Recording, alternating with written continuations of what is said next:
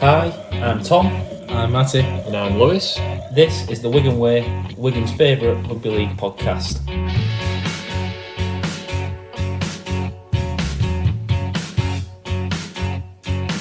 He'll put you in his trap 'cause he's a union man. He's got it all figured out. He won't care what you think 'cause he's a northern man. He's allowed to speak his mind.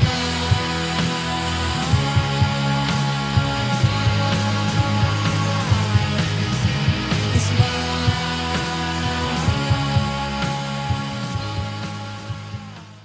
So thank you for joining us again on the Wigan Way. This week it's been the end of round 7 in Super League. Back onto winning ways for the lads, but before we get into it, Matty, how have you been, mate? Yeah, good. It's always good to get back to winning ways and bounce back straight away after a defeat. Lou, how are you doing, pal? Yeah, all good, no complaints. Yeah, like Matty said, always good to get back to winning ways. Was asking a lot from the lads to bounce back, and they did us proud Thursday night. So yeah, I think that's the major thing, and we're going to talk about it later, but you saw what it took out of St Helens, and they looked flat in the last 20 minutes against Catalan. Yeah. It's very easy to lose a close game like we did on Good Friday. Well, we played 2 days earlier as well, Yeah. don't forget. Thursday night, it's never easy on a short week. But it's very easy to, what's the word, lose such a difficult game like that, like we did on Good Friday, and then go into a match against Leigh, which local rivals, big thing there. Leigh needed to get back onto winning ways and start winning a few games. It's very easy to just be to lose and then lose again, and then you get a bit of a thing up and you go into the Challenge Cup quarterfinals. It could have just caused a bit of an upset into the season. So I think that's the major thing from today's or this week's game, should I say, that we just got back on the winning road, Yeah. doing a job and quite convincingly. What are your two lads' general thoughts on the game before we go into anything in particular? Thoughts, feelings? I thought obviously Wigan did well, and we'll come on, obviously we're going to do a review of Wigan in this segment like we always do. But before we go on to talk about Wigan, I must say, Leigh I know they still have injuries and things, but Leigh don't look like the team they were last year. I mean, I know when we did our pre-season episode, I predicted Leigh to fall out of the top 6 because I said squad depth was an issue. And I'm hoping they can turn it back round again because it was exciting last season having Leigh, as the team that they were, but they've not started this season how they finished the last one. I think that's obvious for everybody. It's a weird one. You'd say they've got better with Moylan coming in. Like, that's an improvement on Ben Reynolds, you would say. And obviously A couple of backup props. they've now like got Dan Norman. they've now got like Hanley ready to go on the wing, and he's come on lows. Like, he's really improved. So you think they'd be better off, but they're not. I'm going to say something though. I think if you were to look at Leigh's 7 best players, I think they're missing 4. Yeah. Yeah. In there is terms of injuries. Asiata, Ipape, Amon and Mulhern, I think them 4 are definitely in the top 7 alongside I agree. Charnley, Lamb and Moylan now. I think they're probably the 7 best players at Leigh, Probably. and they're missing 4 of them. Yeah. It's a difficult one, and they're all in similar positions. It's not like you're missing an outside back, a middle, and an half back. No. They're missing 4 key men for getting them going forward. Yeah, like I said, hopefully when they return, they start firing again. Because it was exciting to have Leigh, as they were in the competition last year. And obviously they shocked everybody. But yeah, it'd just be... Yeah, it's going to be nice to have them back. Am I right in saying, though, even though last year they won the Challenge Cup and they finished 5th, Yeah. they had a very similar start last year. I think they only won 1 from 7 last year. Did they? Yeah, do you not remember they had a couple of close games against the likes of Salford? And they lost to Salford round 1, didn't they? They lost to Salford twice early on. Like, they played them twice. Yeah. So They beat Saints though, didn't they? I remember Shorrock's playing in a game where they beat St Helens. Yeah. yeah. So it's an interesting one. I don't know how much worse they are off this year, if that makes sense. They've played such a difficult start to the season. They have. So the start of last year, they only won 3 from the first 7. They lost to Salford, lost away in Catalans, beat Hull KR, beat Saints, lost to Warrington, beat Hull FC and lost to Wigan, Salford.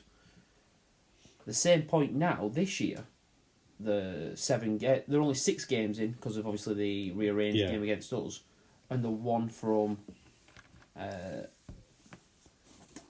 6. 1 from 6. Having lost to Huddersfield, Saints, Leigh, Salford, Wigan.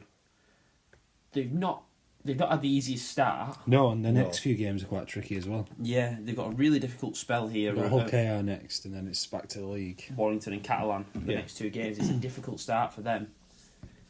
But I don't actually think they're so much worse off. They're only 2 points worse off. So maybe just a little bit of understanding there. They get a couple of bodies back soon. I think Asiata's back soon. I don't know. What he was walking round in front of us at the stand, and he didn't look like he was walking very well compared to like Walters and Cooper, who we know are coming back in the next month. He wasn't walking very well. But again, Mulhern will be a big back, and Yeah. I wonder whether they'll try and keep, like, I know Brad Dwyer went on an initial 2-week loan. Is that something they'll look to make permanent? Well, I don't think Warrington will be using him because they've kind of got a good thing going with Walker and Powell. Walker and Powell, haven't they? That's something I'd be looking at. Never strikes me well, is it, when you have to do 2-week loans? No. It's not so good, you know what I mean? It just shows you lacking depth. If you've got to do an emergency 2-week loan, Not in the first month of the season. just to carry, we had loads of 2-week loans, didn't we? It should be a red light there, that recruitment. You need to, get something tied down permanently. Definitely. Right. The game. Did any of you see the first set? Considering No. we were... No, I was too busy having an asthma attack from all of. They put on some fireworks before. If you weren't at the game, by the way, you couldn't pitch outside, I don't know, but they put on some fireworks as the teams were walking out. And the absolute, I don't know, what would you call it? Residue? Would you say? I don't know. Yeah, like the smoke. Like the smoke, the after smoke, if you like, when the fireworks went off, just completely engulfed the Leigh Sports Village. And I remember looking up at the screen, I was sat next to my brother, and I went, look at that screen. And you looked up at it, and you could not, and I'm not over-exaggerating, you could not see a thing except cloud, like smoke. It was funny how late they left it, because they left it to the players walking out. But the players couldn't even walk out straight away. Yeah. Because they announced the teams and everyone started clapping. It was about 45 seconds before they got through that big paper thing trying to get out. Like, Liam Farrell wasn't impressed with that. And then you set off all these fireworks like it's, New Year's Eve at London Bridge. And it just descends into all this smoke. Definitely. Do you know what, though? I must say, as much as we're laughing and joking about smoke, they do, I must say this, because I was in the stadium quite early, and they do put on a good atmosphere. Like, Oh, yeah. I remember true. someone said, I think I was at a Sportsman's dinner with my old uni team, and I think it was like Leon Price was talking about Bradford used to do a similar thing when he used to play for them. He said it was always a family day, Bradford. You went on and, they have their pre-match entertainment, live music and stuff in the stadium as you want, and it is a really good atmosphere. And it was just a shame that obviously the kick-off had to be delayed by about 5-10 minutes because you had to wait for the sport to leave. Recreating a scene from Apocalypse Now. Yes, it was. I suppose that thing with Jack Odsal, Smith, it was far more open, wasn't Jack- it, Odsal? Jack Smith was trying to start the match and he kept waiting. Couldn't even see him. Was it O'Brien who kicked off? He just sort of went, I'm not putting the ball down yet. Like, I don't even know who it was. How Marshall catch that high ball? I don't know. I have no idea from the kick-off. I know Harry Smith dropped it first set, but I just went, I can't blame him. I went, he can't see the ball. I thought it were Isa. That's how much I couldn't see. yeah. Thought it were Isa taking a driving. No, I'm joking. But yeah, not a nice start to the game. No, not Making at all. an error. So let's go into it. Abbas Miski opened the try scoring. Yep. Last blade of grass again. Yep. Um, Adam Kieran would have kicked it though. I'm Yeah. sure. Definitely, we would have given 6 points. Went up to the screen, as a lot of Wigan tries went up to the screen this game. But Abbas Miski eats those for breakfast. He does, yeah. Good effort from I think Charnley. they asked Jack Smith if he wanted tea or a coffee and he sent it to the screen at one point. While you mention it though, can we just talk about Smith's kicking? I can't deal with the criticism of him missing a kick from the touchline. No, I As don't get it. if like Adam Kieran would walk up blindfolded, right footed, Mid-yawn while mid-jaw, eating a sandwich. backwards. Yeah. And just knock Backheel it over. just knock it straight through. It's ridiculous. If you're saying Harry Smith has to kick them, Yeah. might as well just give 6 points for a try and save yourselves the problem. Yeah. Just save yourself some time and kick off straight after we score and you get 6 points for a try. What's the point in doing conversions if that has to be kicked? I'll be honest, he did miss a bad kick. Was it the French try that he missed the kick? Yeah. I believe that's one that he should do. That's the first bad kick he's missed. Everyone says, well, Kieran's got a better kicking percentage. He kicked 10 from 10 at London when we scored pretty much everything under the sticks. When Smith got sent off at... he kicked one from in front of the sticks at Cass. Yeah. And what? And one from distance. 2 easy ones at Salford. Yeah. Like, it's not suddenly Kieran's knocking him over from corners. Yeah, I think... He ran uphill to kick one of these, Harry Smith. He literally ran up a hill to try and kick one. It was ridiculous. I think it was the Kieran try. Yeah. The problem with this argument is you never win, because if Adam Kieran takes the tee, as soon as he misses one, it's, well, Harry should be kicking. Exactly. You're never going to win with people. If you have 2 good kickers, what's that saying about quarterbacks? If you have 2 good kickers, you have no good kickers. Because the fans always want the other one to kick. Yeah. And I've seen some stupid things, I'll be honest, about Smith. Just let Smith organise the team. Well, Adam Kieran's just joined a brand new team, setting up a partnership with Bevan French, Isa, December, Miski outside of him. Why are people not saying let him focus on? Maybe that's what they're doing, letting him focus on. He's also pretty good at organising the team, let's be honest. Yeah. He's pretty good already at organising the team. Yeah. And it didn't seem a problem last year when we won 13, 14, 15 games in a row. Yeah. And he was nailing them over at the end of the season. Yep. Also, didn't Kieran miss one in the grand final from pretty close? I don't think... For Catalan. I thought he only attempted one. And he got it. I'm sure he attempted a penalty as But well. it was an easy one. I think he missed one at Salford last year, didn't he, to send the game to extra time? That was really quite straightforward. I'm just saying, nobody's perfect. Every kicker's going to miss some, aren't they? Yeah. Like, what was it with Ratchford? He kicked 40 from 40, then missed his next 2. Reece Martin, he got the record and then missed his next one. It's just going to happen.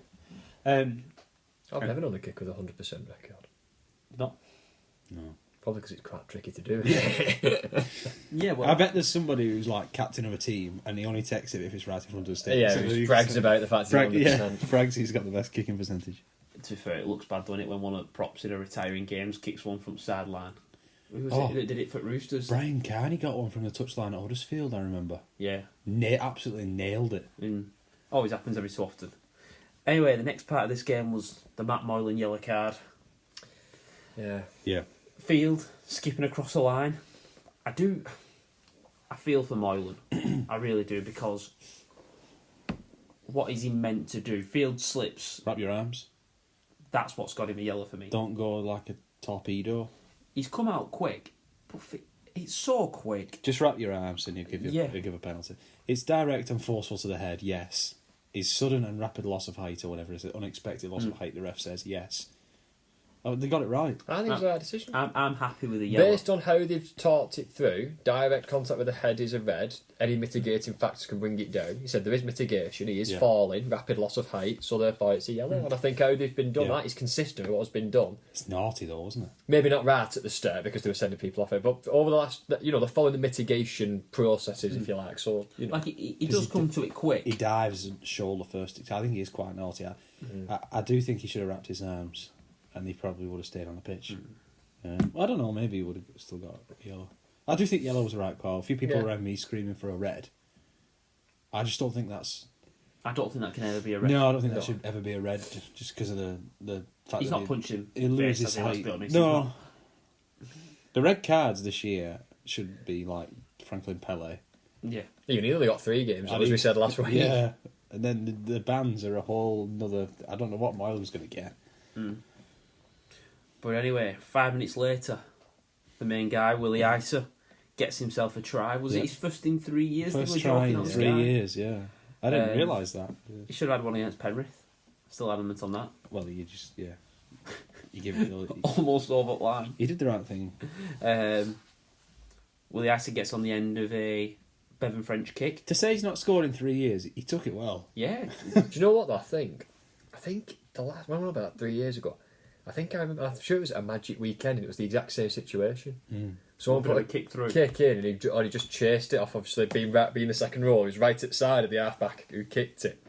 Yeah. The one I'm thinking of, it might not be this match because it might be over 3 years ago, but it was George Williams at a Magic weekend. He played in like a lime green kit. Was it at... And he put a little delicate grubber chip through that George Williams does with his short kicking game, and Isa dived on it. But does well. Takes his chance really well. He took it really well. He did. And then follow it up from another Bevan French kick. 10 minutes after that, This was... they were back to 13 men. Should we just point out Leigh there? Field, did he take a kick?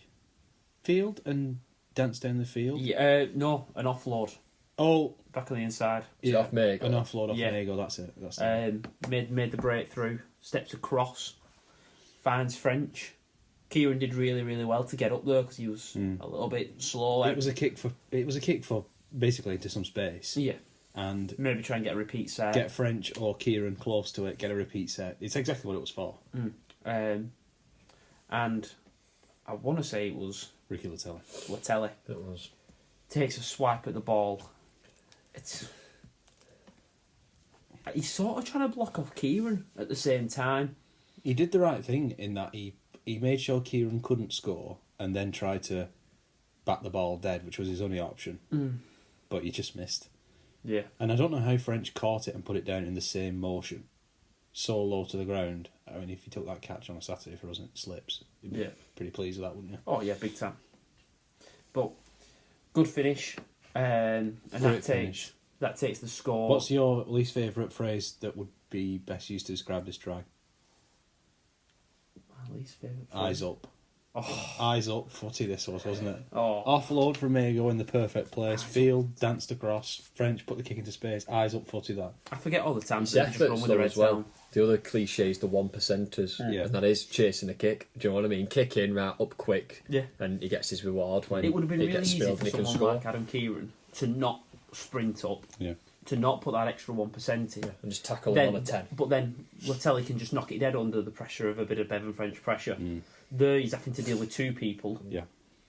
He's got two different things. Do I get which side? Do I block? All these different questions are being asked of him, and that causes the mistake. It's the pressure from the supporting players. So it did lead to one conversation for our stats page. Does Bevan French get the assist and the try? He set himself up. I'm going to say no. I think I've he'll not chip gi- over. I've not given him. I didn't give it to him last week against Saints either, even though he made that one himself. So no assist given for this one. I think that's fair. But then Can't be too greedy. You can't have You everything, can't have can you? everything. Just take the try.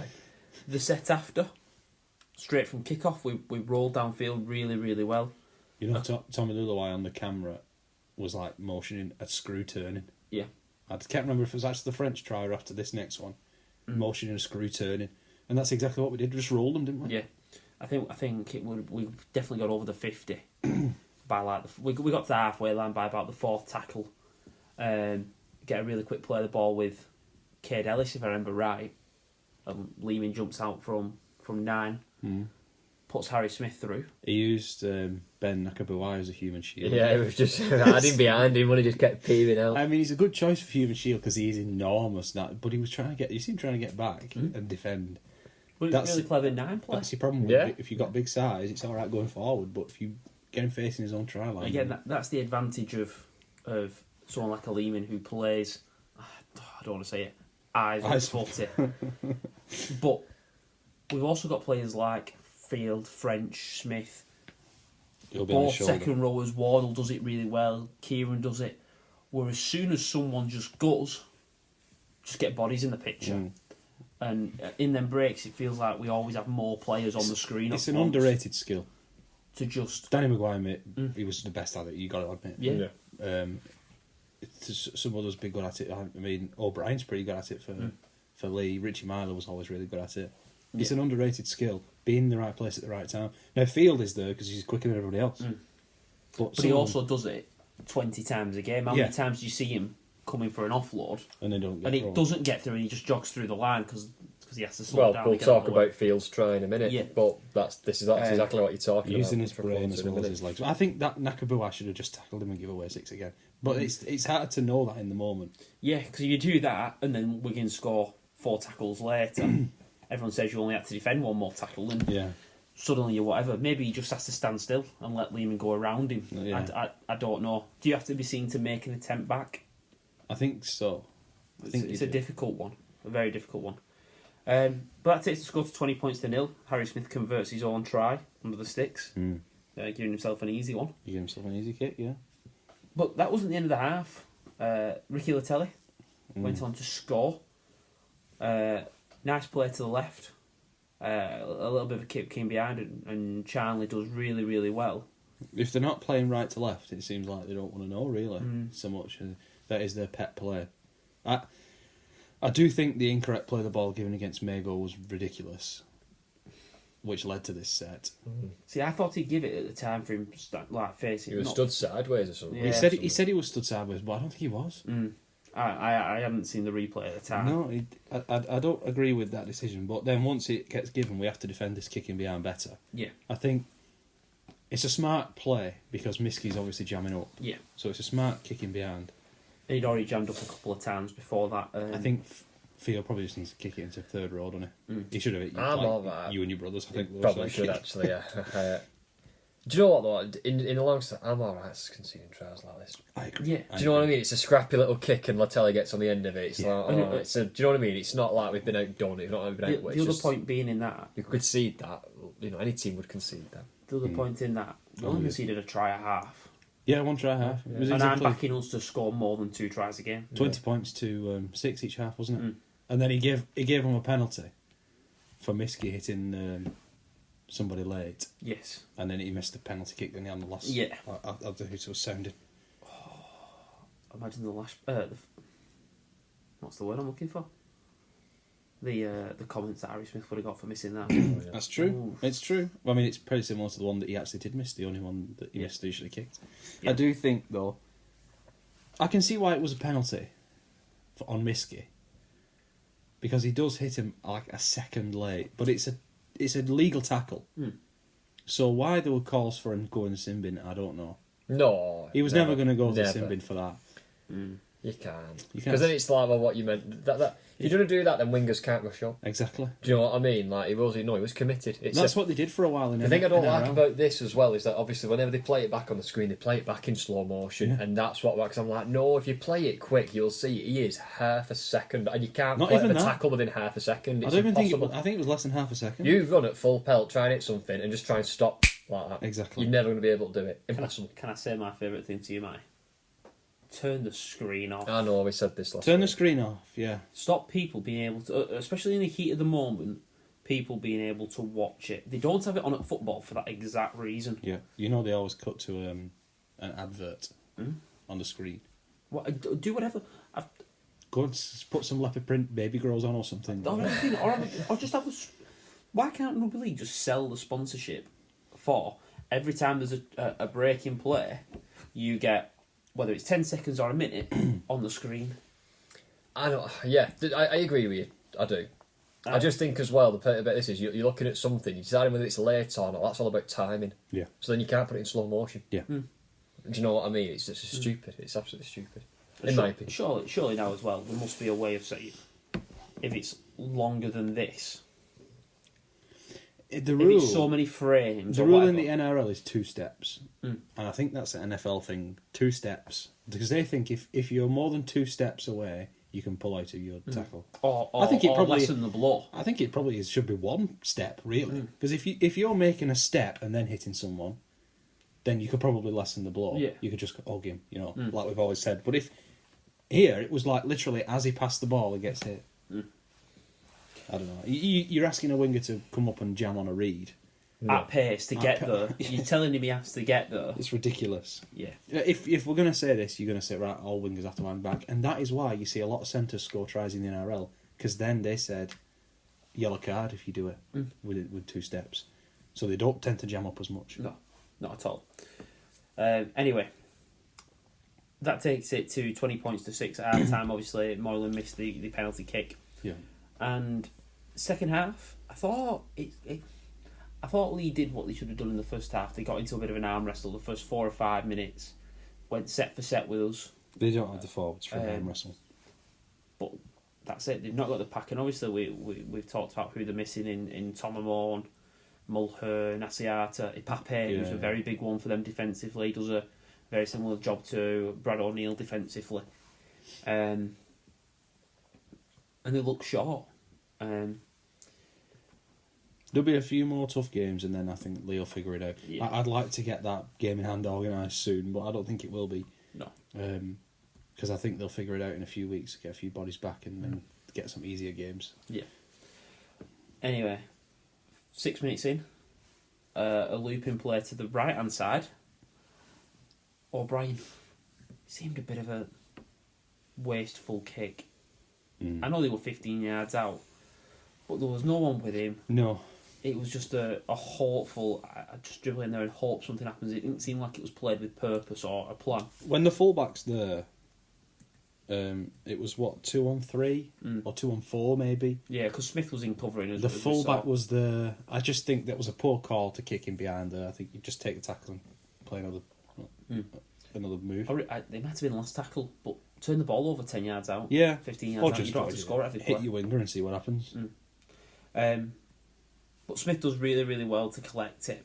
I think they're always difficult then when... I know it bounces up quite nicely for him, but it is difficult 2-3 yards away to collect that ball. When you're thinking about gathering, you're thinking about diffusing the chance for a try. Yeah, you must be tempted to just bat that dead or drop on it or something. Yeah, just drop on it and take the tackle. To actually catch it and think about going upfield. Well, he sort of rides a tackle, and this is what we talked about before with the support play. As soon as Field sees it hit Smith's hands, he just gets on his bike, picks a gap and just aims for it. I think this has been practiced. Yes, I was just about to say, the thing with this is it's not just Field knows he's getting on his bike, everybody else knows that Field will be on the bike. So Harry Smith picks it up and straight away he's looking about his French or Field about. And I say them two because they're the ones who know and do the backing up and running through, obviously, the pace. But I don't think it's just them two. I think this is a team-wide thing. Yeah. That if someone gets a ball from a knock-on or whatever... You're on his shoulder. And you're close, you get going. Yeah. Give him some support. Whether that's to add weight to a tackle, whether that's to stop him being pushed into touch. And this is not just whatever. either. This is not just if Mago has the ball, be ready for an offload. Or last year, Kai Pearce-Paul or John Bateman the year before. You know, guys who offload all the time. Yeah. And that it's part of the game. This is... It's any broken play. If Cade Ellis is taking a driving, or last year Morgan Smithies, some of our best plays are from guys who you don't expect to offload.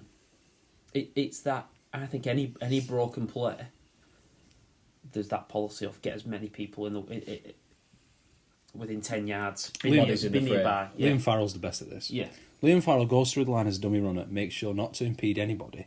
Not so it gets brought back for obstruction, just because... He's then shoulder. 25 yards ahead of Jay Field when he gets through. Yeah. When that break on the left-hand side happens, he keeps going and keeps his momentum up. So that and you know what? In the World Club Challenge, that's what Isa did. We talked about that try before, that's what Isa did. Definitely. Harry Smith converts. That takes it to 26 points to 6. 6 minutes later, Adam Kieran. Do you reckon he's feeling a bit sore after crashing into the into the boards? Down that little hill he was on about early in that team, straight into the advertising audience. Yeah. I bet you he's glad he didn't have a kick after that. Well, that was the kick that he had to run at the hill for. That Kieran just fell down. But again, really good lines. We rolled Leigh really, really well. Got downfield.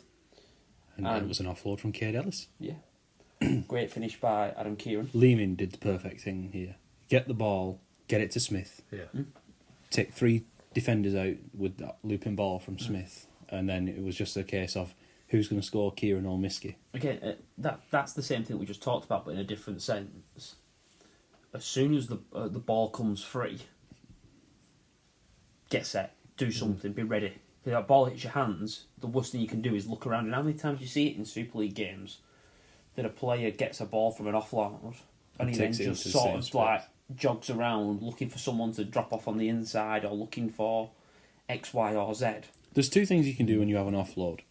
Either cart it straight up where the ball's just come from, which drags 3 more defenders in and makes them make twice as many tackles.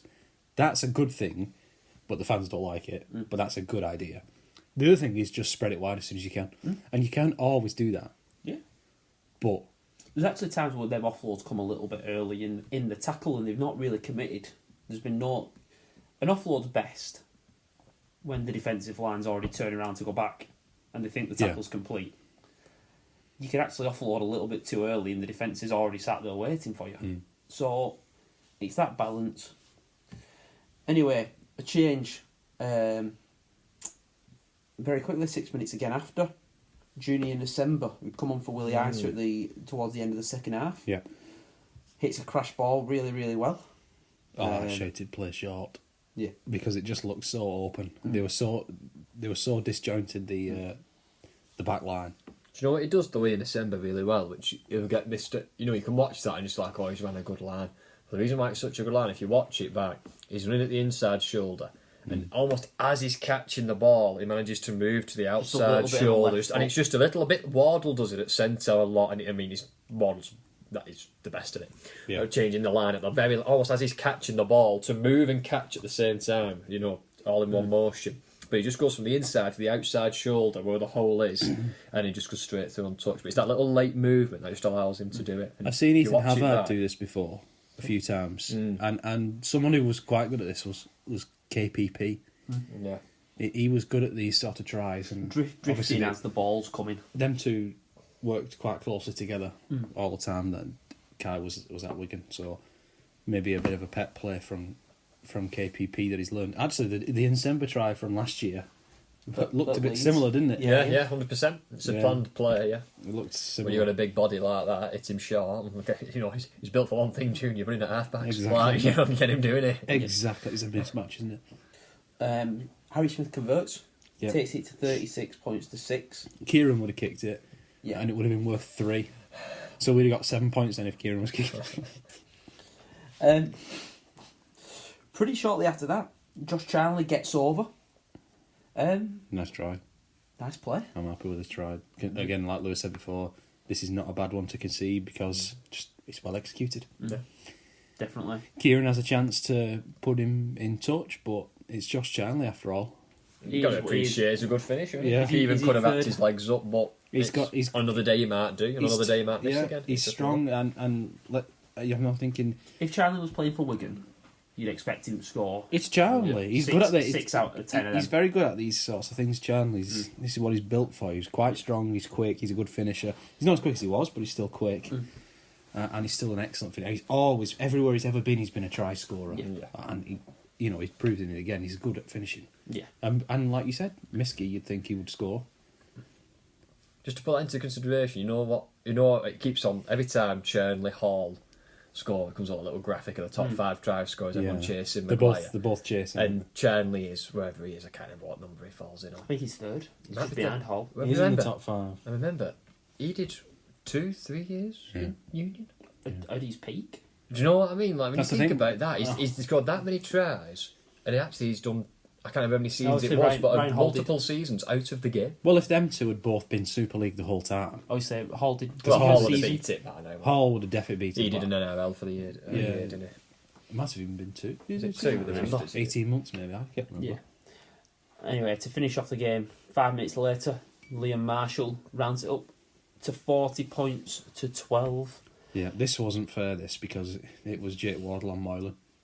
And Moylan looks to me like he's slowed down a bit, as natural in this part of his career. And Jake Wardle It's Jake Wardle. can get outside him, He's excellent at that. He gets outside his man, he rides the tackle, then he puts over his winger. Brilliant centre play again. We can't say enough how good Wardle's been. Yeah. Phenomenal. Kyle Lehmer always says it, and I like Kyle Lehmer as a commentator, but he always just says the classy. It's and that classy. is the best way to describe him. It is. He's not necessarily a strike powerhouse who barges over one-on-one like a Hurrell or someone. He's not necessarily like quick and he'll score 100-metre tries. He's just classy. That late movement we talked about before, riding a tackle and then the ability to set the winger up. Just He's not Harry pure Newman. He's a class. different sort of centre, isn't Yeah. he? But they're both great, but they're good at different things. You know what I mean? Different type of centre. Right. And that wrapped up the game. 40 points to 12. Miski had a chance late at the end. Again, we talk about 1%ers. Charlie showed the 1% there. Yeah, Chandler chased him Working down. hard to get back. I'd like to think if this game was level, Miski would have tried something, kick it ahead, or come Put back the inside, afterburners or on. try and put the afterburners on or something. I also think if it was a close game, do you reckon Bevan French's try gets given? It looked like, from one angle, it looked like he'd scored, I didn't think but from the others, it looks like he's not scored. So I can agree with it being chalked off, but it's just that ref's call thing again. Yeah. You've got to be 100% on he's not scored, and I'm not. I'm not 100% he didn't score. Right. Should have scored. After he did all the hard work, he beat four people from a scrum play. Yeah. Danced Very past similar to the Lewis Dodd one. Yeah, it was a great On tackle. Saturday. You got to give McNamara some credit because that's who tackled him. But yeah, Not Dwyer. no, it was definitely McNamara. Was it? Okay. We mentioned the arm wrestle. I just want to highlight some stats off this. Liam Farrell, 128 metres. Cade Ellis, 95. Luke Thompson, 120. Harvey Hill, 87. Magor, 82. And then you get into a couple that are a little bit lower, with December making 66 and Chan making 36. They didn't do any minutes. Magor did loads. Magor did a lot. Thompson played the full first half. And Didn't come off at all. Yeah, I yeah. think he did 65. 65 I think. before But he on came top off. of Before that, he came off. on top of that, don't forget here, defensively, Brad O'Neill 32 tackles, Farrell 26, Cade Ellis 24, Luke Thompson 30, Harvey Hill 26, Magor 23. How many missed? Missed tackles. Ooh, you've tested me Because here. we always say, don't we? If you Brad can, O'Neill missed none, Icy Yeah. missed none, Faz missed none, Yeah. Ellis none, Thompson none, It's ridiculous. Lehman Hill. That's the full pack. I haven't missed a tackle. Magor missed one, December missed two. Right, that's brilliant. That Complete complete high and don't miss tackles is literally page one of doing well as a rugby team, isn't it? Yeah. So that is a ridiculous. Most of your starting pack. But we've just talked about the yardage that they've done. Let's just think about our backs. Obviously, Field had the 212. Obviously, he had the 80-metre effort. Yeah, and he ran for 30 or 40 when he was setting Yeah. up French's try. But Abbas Miski, 154 metres from 18 carries. Jake Wardle, 102 from 9 carries. Liam Marshall, 130 from 15 carries. That is getting that arm wrestle. That's working hard, especially early on, and following it up. You talked about completion rate. Wigan completed at 93%. Pete will be delighted with that. Yeah.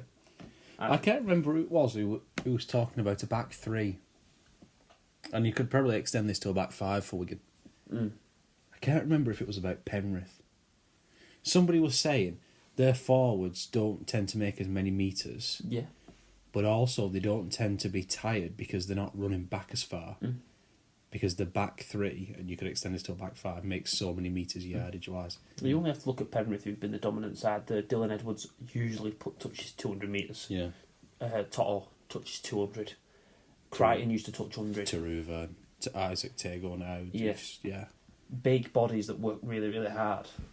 They really help you guys out. But this took us to joint top of the table. Obviously, them guys at the top have only lost one. We're playing one less game, which we will make up soon, and it is against Leigh. You'd have took that at the start of the year, wouldn't you? Round 7. Oh, yeah. Only losing one game. We've only had World one Cup home challenge. game? Only had one home game. It's One home game and you've been to Salford, Leigh and Saints? Yeah, Salford who come off the back of beating Saints. exactly. I definitely would have taken that. A phenomenal start, and I think try and not overreact from the Saints loss. Obviously, it's disappointing. We've responded now, it's dealt with. Move on. Yeah. You know, by the time we play our third home game, Saints will have played 8. Hull KR will have played 8 Hull as KR will well. have played 8. So it'll give the table a bit of a lopsided feel. But the fact that we stole that one at Salford and the fact that we won this one quite comfortably means actually we're only 2 points off with a game in hand. Yeah. And we've played almost all our games away. So actually, We've still got to play a lot of difficult teams. Still got to play Catalan. Still got to play Warrington. yeah, but look at the two teams. Leeds is traditionally a difficult place for us to go. But who are the two teams right now who their managers are under the most pressure? Or head coaches, I should say. Leeds, Hull FC. We don't play them till round 15, August. 16. So they'll have got their act together potentially. You know what I mean? Also, we've not had the chance to play. Should have played Leigh twice already, and they've not started well because they've got all their injuries. So I do suppose we have some benefit in terms of we played Cass. I know it'll be 3 times with the cup, but we'll have played Cass and Cass again in the first 10 Huddersfield. games. And Huddersfield, Salford. similar. But we said before about the the schedule. Surely you can just have 10, the 11 games, and have your 7 loop fixtures at the end. I don't know. Would make sense to me. But it does annoy me that the two Smiths, they might be sacked and they might have had a new manager bounce by the time they play us. See, I saw someone saying Leigh should appoint Tony Smith. Just swap coaches. See what happens. Might as well try it. Right, I think that wraps up our review of the Wigan Leigh game. It's a good start to the season. Very good. Yeah, 100%. Like you said, then we'd have bit your hand off at the start of the season for this. So yeah, brilliant. To say we're looking for And a World Club Challenge under the belt. Let's We not forget obviously- about that. We obviously went for the World Club Challenge. I imagine I think it's took more out of us than people give it credit for. we'll try and peak late. I think. Yeah. But the thing is, the Challenge Cup finals in June this year, you can do 2 peaks. Any team can do 2 peaks, Yeah, definitely. which is not And like it was last year. after this weekend, we'll be into a semi-final. Hopefully. If we win, like, that's still very early in the season to get these games out of the way, really. But right, we'll be back shortly to talk about the rest of round 7. Thank you.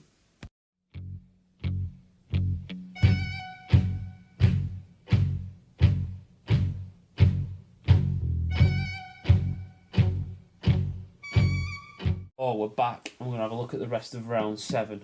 We're going to start over at the Menderhorse Jungle, where Castleford are now leaving only one team yet to get a win. 36 points to 24, they beat Salford.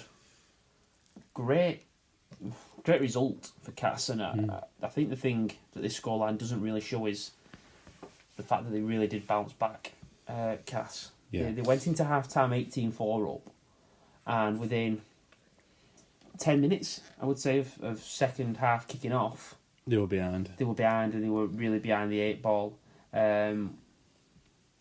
Just to emphasise that for you, Tim Laffey scored just before half time, then Nene McDonald and Ryan Braley within 10 minutes of half time. That lead had swung from being 18 points to 8 to 24-18 down. And the wheels could have really fallen off though. Yeah, they threatened to collapse at that point, and I thought Salford were going to run away with this.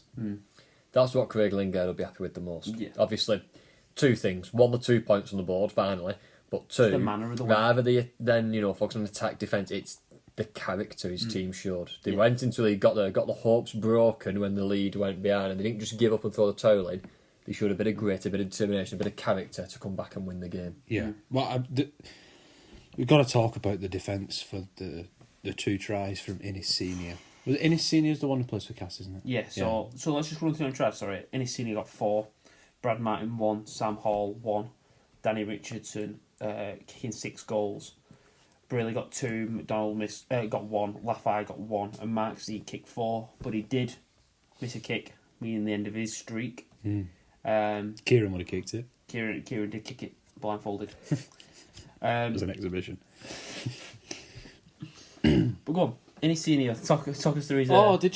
he just runs it strong, doesn't he? Like, he's a big, strong winger, and sharp. He's quick, and like, take nothing away from him because he's a good, talented player, but he's running in, and they keep missing tackles on him. Salford just got to wrap him up. Watkins misses him twice on 1 try. Yeah, misses the second rower on 1 try, doesn't he? He breaks through 4 tackles on his first try, or certainly one of the ones he scored in the first half. He breaks through 4 tackles. Yeah. You should never, ever have to break through 4 tackles to score a try. No, it's really poor from Salford. I'm just looking at the defensive stats for Salford, and if you're looking at the players that missed tackles, Braley missed 4, McDonald missed 4, Laffey 1, Dion Cross 1, Ked Cuss missed 6, Oh dear. Mark Sneed missed a tackle, Custy. Sam Storm missed 1, Vinny Hour missed 1, Watkins 4, Partington 5, Atkin 3, Shane Wright 2, Shoz missed 6, Orman Roy missing 3, Dear me. Nofaluma missing 1. That's best part of 30 tackles missed. That's awful. Yeah, no wonder they lost. Put tackle on Sunday dinner. No wonder they lost. That's exactly the reason they lost right there. Bad tackling. You can't miss that many tackles. 44 tackles they missed. You can't miss 44, but you can't miss 24 tackles and expect to win, really, can you? But 44, no way. That's why they lost. Good credit to Cass for strong running, but you got to stop them. You got to tackle him. A better team than Cass puts them to punish. I'm just looking at Cass's tackles, and they missed the best part of 35. Yeah, but they won the game, so You don't look at it. you but don't look at that too much. definitely room for improvement. I think a better team punishes both of them sides. I agree. Well, that's what separates, the top teams in the Super League from, no disrespect, and also Salford. This will be.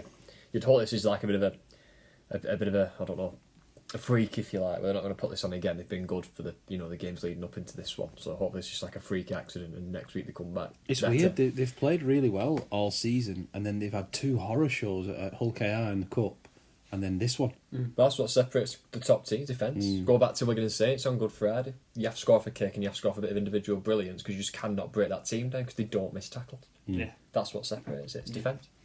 One that I thought you'd like to talk about, Lewis. A big man with some good hands. Big Sammy Kabula. Yeah, was it? Sammy? Was it? Yeah, it was. I love short play. I know some people like the big long looping passes. I'm a really big fan of forwards with sets of hands where you set up, especially pass- other forwards. It's just that pass. And it's just it's just a tip-ons as we used to call them. So Yeah. that's off 9, lay the line, nice little soft tip-ons, crashes over, and that's why I love December's trying. Obviously that wasn't a fault, it was Harry Smith giving the shit I do. There's something about a nice short ball and a good There line. is, yeah. Mago, when, Really he hits attractive that on the line eye. and moves. It used to be Sam Cassiano used to turn into Darren Lockyer when he played us, didn't it? His hands were unbelievable. Yeah. And sometimes you think he uses it too much. Yeah. So, we'll talk about Conrad Hurrell maybe later. Sometimes he uses it too much. Just use your body and crash over sometimes. Yeah. But when forwards dig into the line and pass late, specifically to other forwards like this one, and yeah, Sammy Kabula did that. I knew you'd like that one, Lewis. Yeah. So good. Now let's go over to Hull. Hull beat London 50 points to 10. Okay, Hull KR, sorry. they'll get annoyed at you if you don't. Oh, well, They'll say okay. I don't think Hull FC are putting 50 points on anyone. I think they're aware of that. And probably should have been more. A quiet second half. It was 40 points to 4 at half time. Ended up 50 points to 10. Hat-trick for Parcell. James Batchelor getting 2. Hiku, Lewis, Ryan Hall and Tanganoa getting 1. Mikey Lewis was kicking goals. There's no Jez Litton. No. My dad put Jez Litton into his team this week. Was he suspended? Oh, he's just not playing. Oh, he's Rested. he's rested. Tries for London, McCartney and Sam Davis, Ollie Leyland kicking 1 goal. I don't think there's massive things to say here, other than the fact that you can't. We keep saying you can't judge teams when they play. No, a London. professional job off Hull KR. Yeah. Get the job done. Yeah. Get the 2 points and get ready for For next week. the next game. Challenge Cup. It's all you can do. They've got Leigh in the Challenge Cup. London took the lead again. I was just reading that London taking the lead again. I mean, Hull KR did have a yellow card after 1 minute. But London took the lead again for the second week in a row and then collapsed. The worst try to concede. Walker dog. Yeah. The lead. The worst thing, I mean, we're just watching McCartney's try there on the TV. It's quite a nice try. But the worst thing from a London point of view has to be the Ryan Hall try, where someone gets tackled quite near to the touchline, and the marker gets caught in the tackle, so there's only one marker, and nobody numbers up on the short side, so Ryan Hall just runs in, and no one touches him. That's really poor.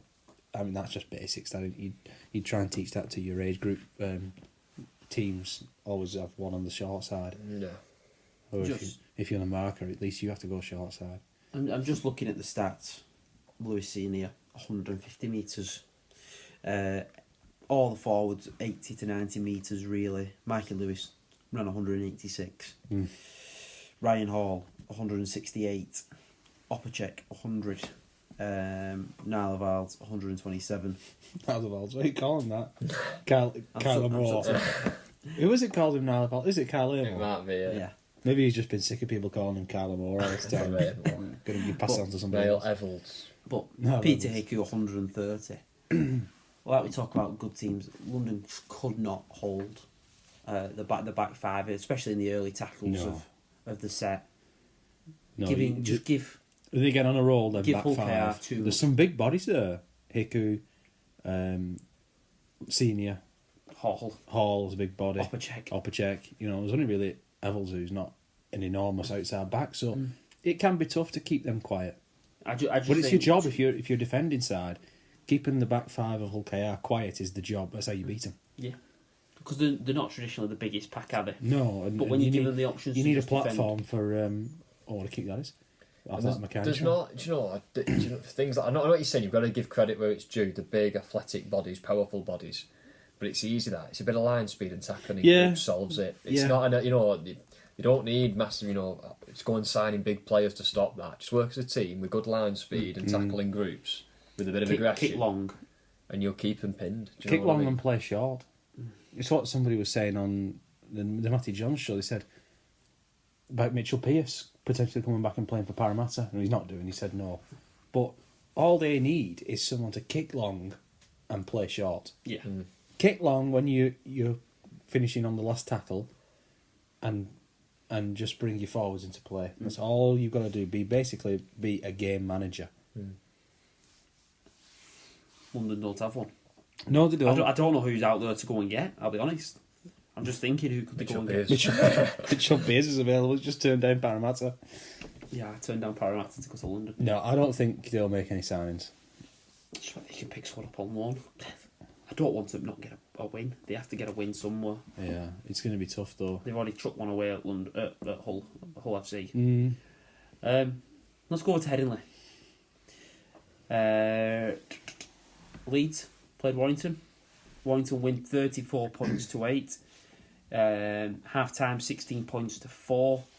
It's usually when these two teams play, it's usually a cracking game, isn't it? This one was a bit one sided, but they usually provide an entertaining game. These two Try scorers. Should we just quickly go through that? Harry Newman, Lewis Roberts getting the tries for Leeds.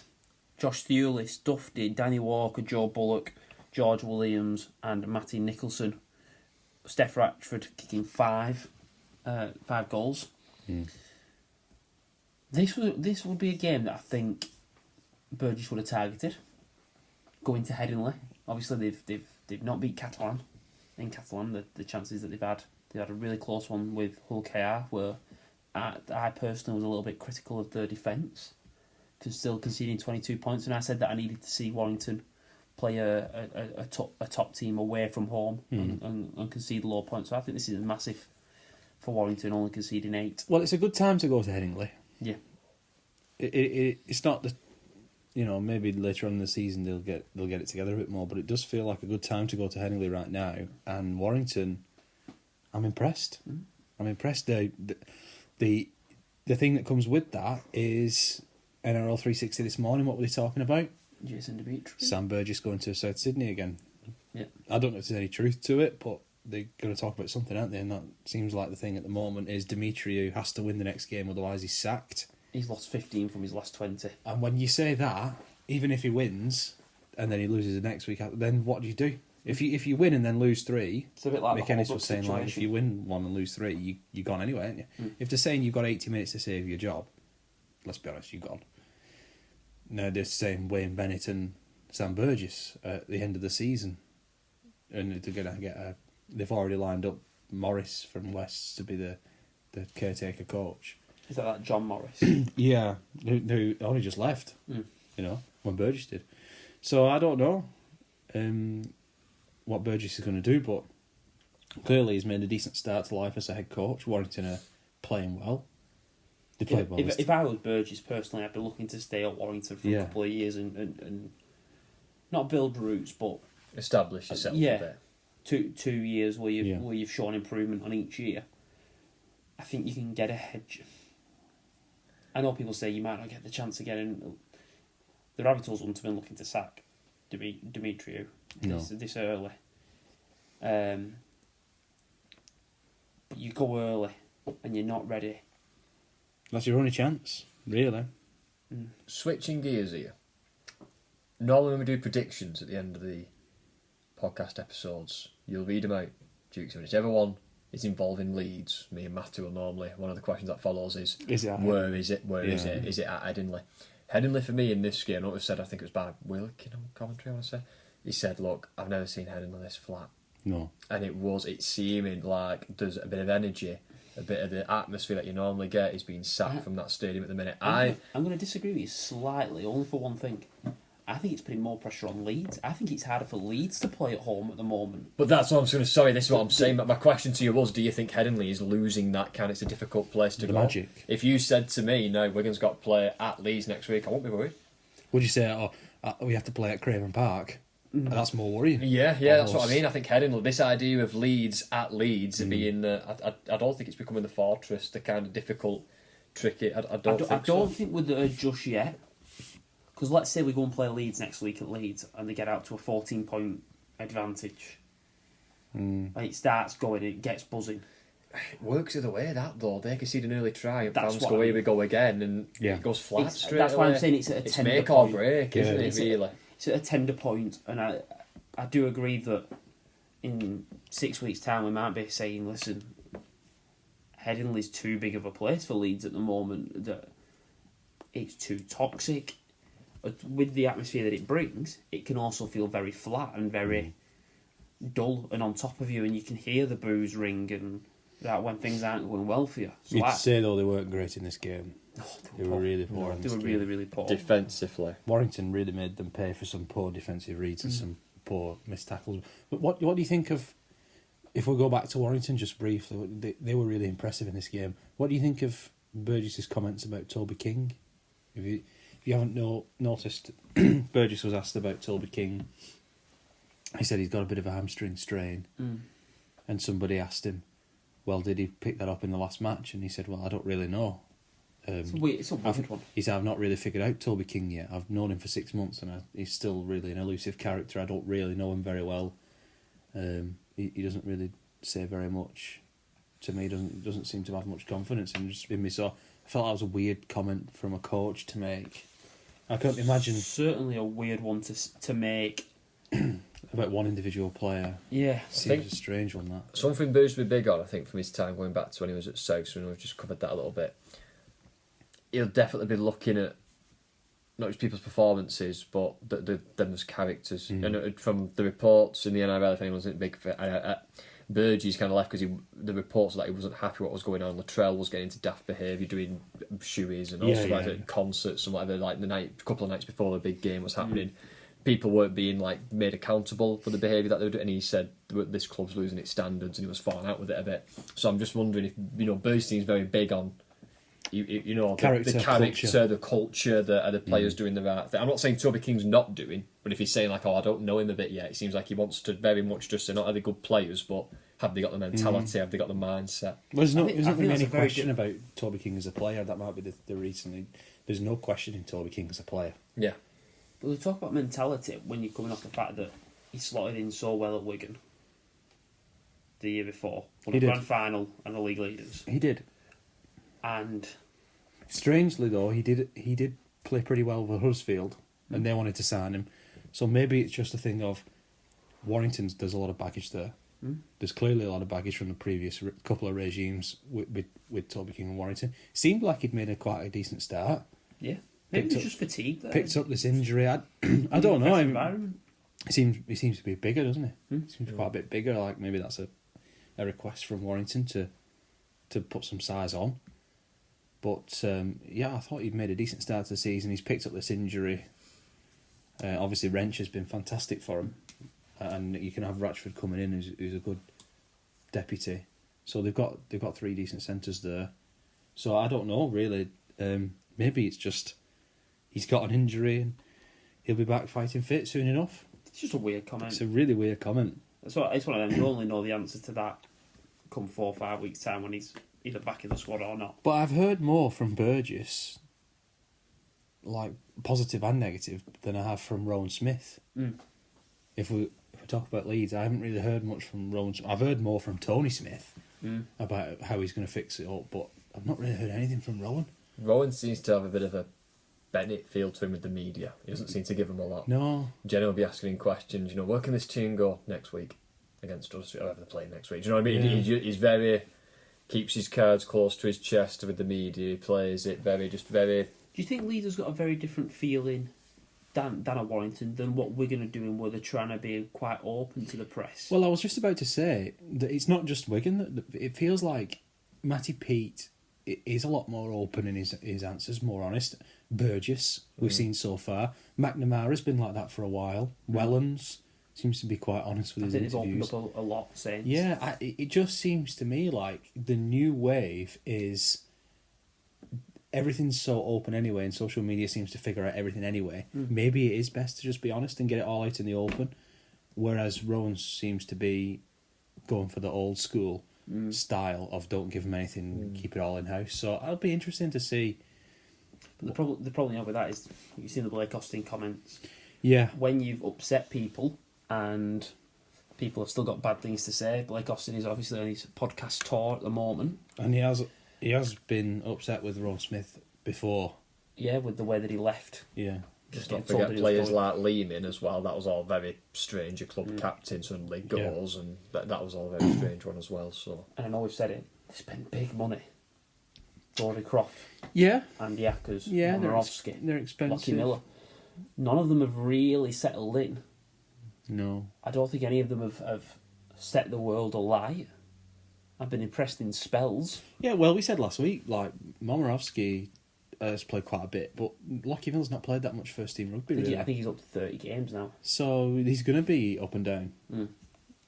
You're expecting maybe, I mean, Croft's top of the assist charts. He's clearly playing all right. You maybe expected it more from some of your other guys.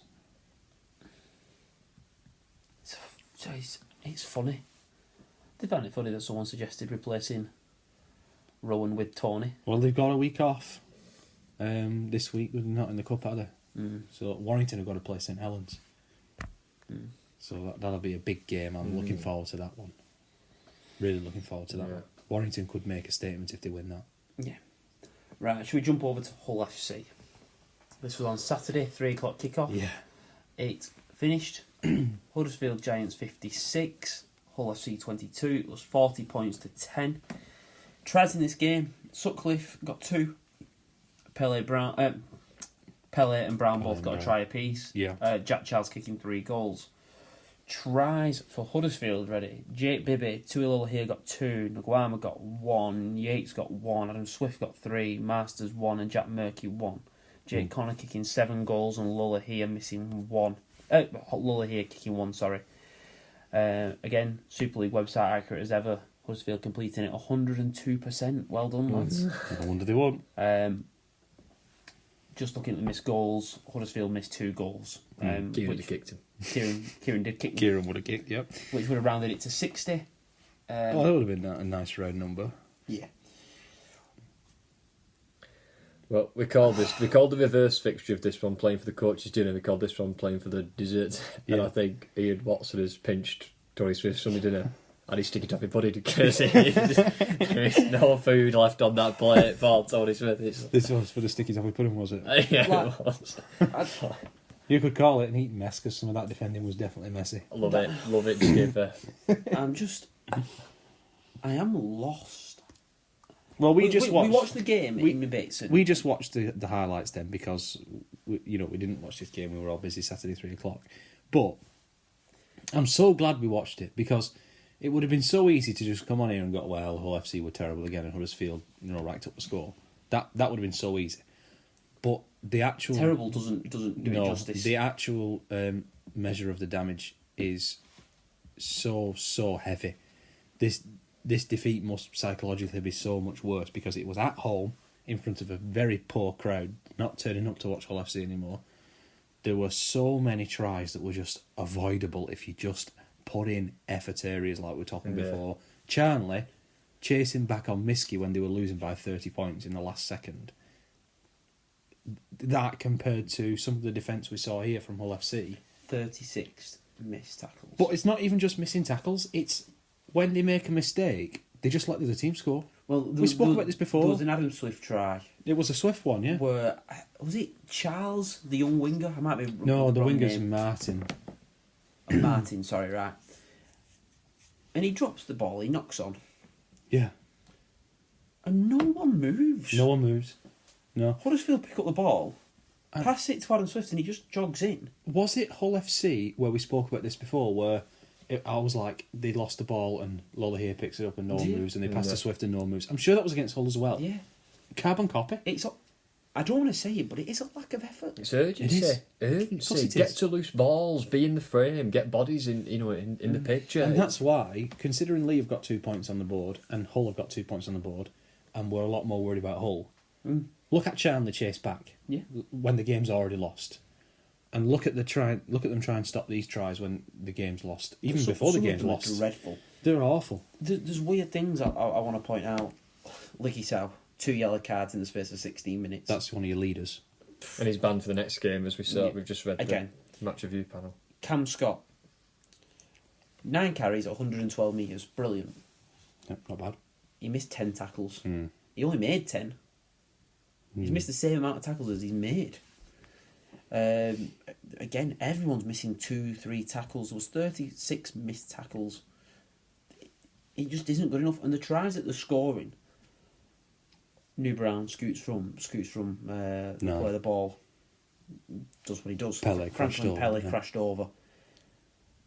The other two were both put on by a nice play from Charles. The young half. If number 40's playing in round 7, You got a problem. you've got a bit of a problem. Yeah. Number 40 on his back, but he did set up 2 nice tries. Obviously, his weakness is his defence because he's quite small, very young.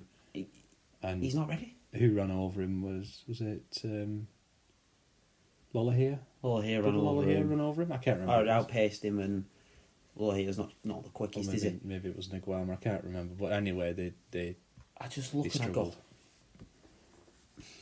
where do you...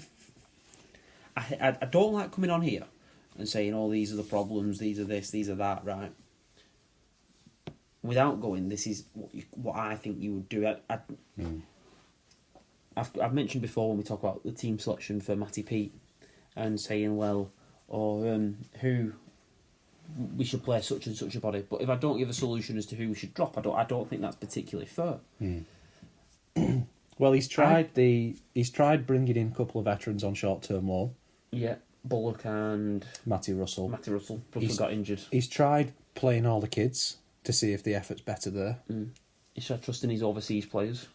Not They've been really able. been improved.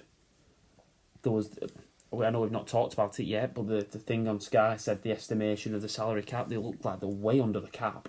Was it 1.8 million they're spending? Yeah, now some Hull fans, I did inquire about this, and some Hull fans have basically said they're paying off this year the COVID loan. And that a lot of the finance has gone towards that, which is important. And I think the reason is there's not much pressure on the field this year for them to be successful. There's no pressure on for them to be any half decent side. They know they're not going to get the top 6 because that's pretty much locked up between 6 or 7 teams anyway. They know maybe they could have had a cup run, but they'd But if not. that was your plan, why did you bring in Franklin Pell, Herman SAS, New Brown? Because these are young forwards. They're big and they've played a bit in the NRL, but they're quite young Pelling's forwards. getting on now. I don't know. 30. He's not played many games, I'll tell you that. But what I'm saying is that they've gone, right, well, we're not going to go down. Oh, Franklin Pell, 23. See? He's big. He doesn't look 23. Well, he's younger than us. But I'm saying they're not going to go down. SAS is 29. They're not going to be in the playoffs. So maybe we just pay off the COVID loan and set us up for the future. Maybe that's what they're doing. And But in this process, you could potentially burn Tony Smith. you could burn. With too much You damage. could burn Tony Smith. You could burn Charles. You'll definitely burn that young winger, You could burn Morgan Smith. Tex Hoy might just disappear. Yeah, Go to somewhere else. yeah. You're asking a lot if your young players You've coming into this. Lost Jake Clifford.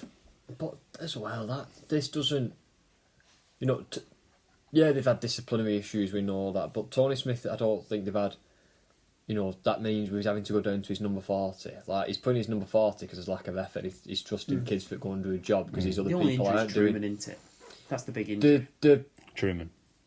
This isn't. I know what you're saying, but stuff off paying off the COVID, that doesn't change just stuff like effort areas, urgency, making tackles. I don't know. It's weird, isn't it? Because Tony Smith, we always said we're back into, and he good spell, good at Leeds, good at Warrington. Went to Hull KR, did everything different, playing short, playing that expansive style. That kind of worked for them really when he was there.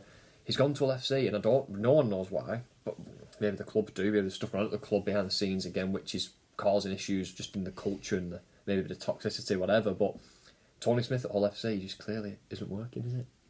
And it's strange because They he's beat- an experienced coach, you back him, but They beat us last year and took us to Golden Point. Who would fix it? Well, do they do a Warrington?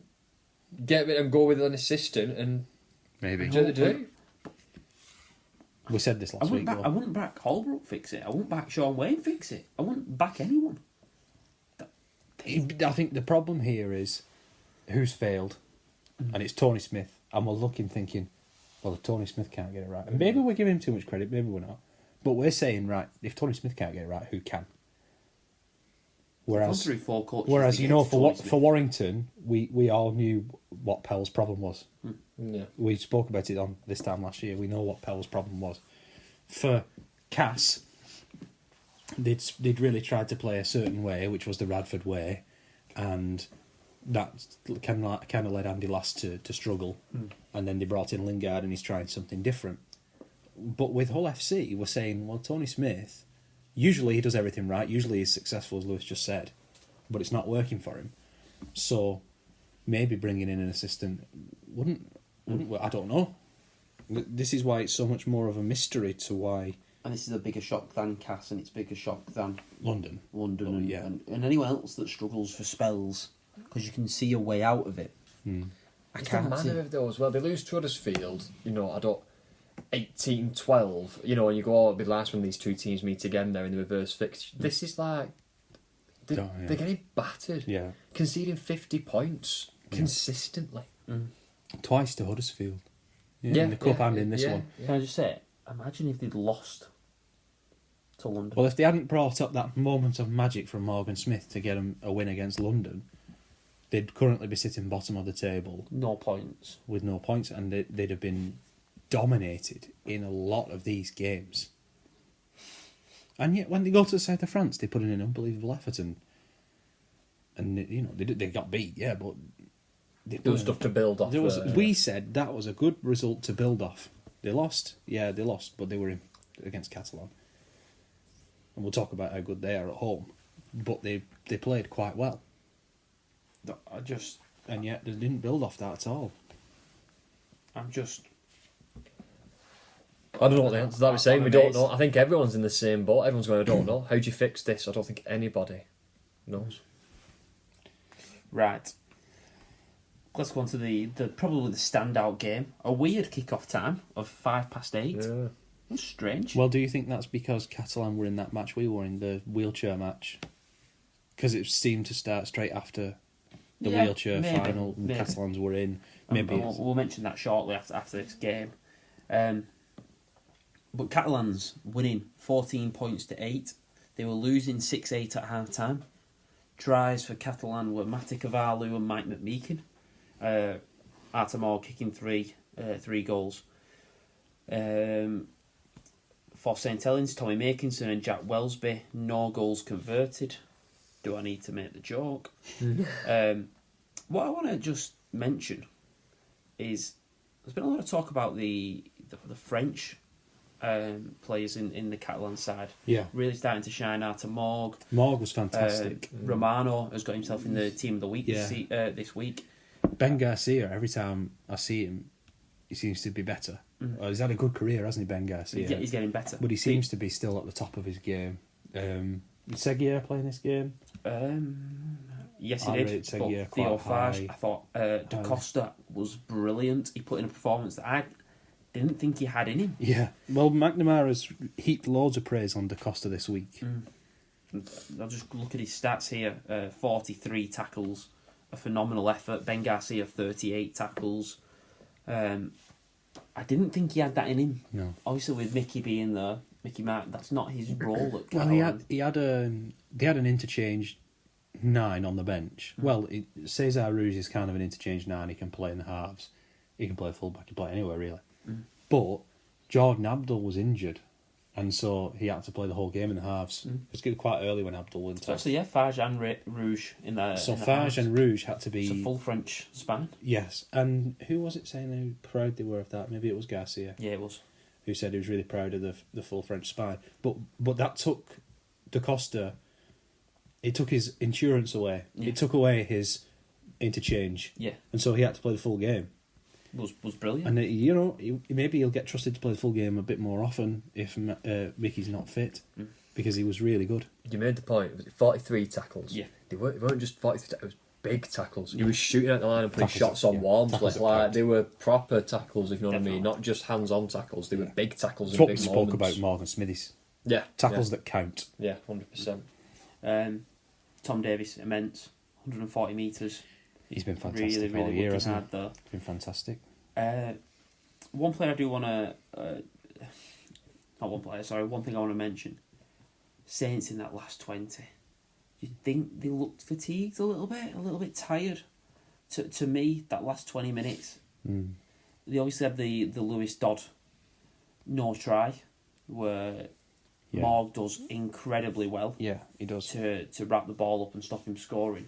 If he gets that down and they win, are we sitting here saying what an effort, brilliant work to go away and win away at Catalan? No, where he didn't get it down and they lost, and we're saying Catalan were down to 15.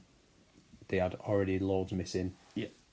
Abdul, who's pulled all the strings, was off for the whole game, and they still couldn't get double figure points. So I think really the game turned on that try saver. On that try saver.